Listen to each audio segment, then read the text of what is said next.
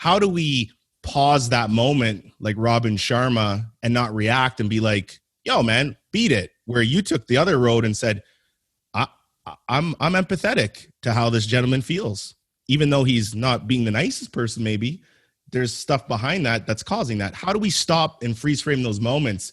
Because I think as humanity, especially with what's going on in the world, if we could just stop and freeze that moment, wow. Well, it's a very intelligent and interesting question.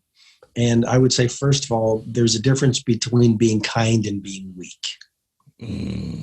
And I would say, number two, in reply to your great question, pick your battles. You don't need to be police person of the universe. You don't need to. Sometimes there's people and they're teaching, let's say, emotional healing or personal mastery. And it's like every single situation, speak your truth. You must set your boundaries. And I think there are some instances, like you want to have a delicate hand.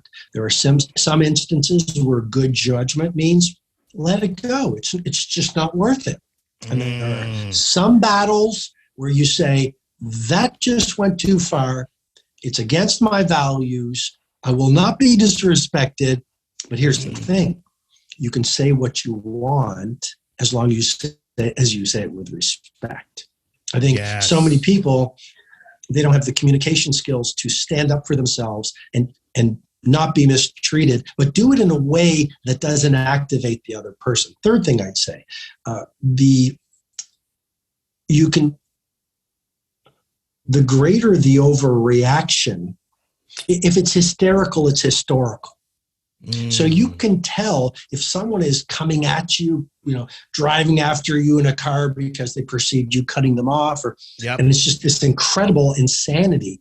You can be guaranteed it has very little to do with you.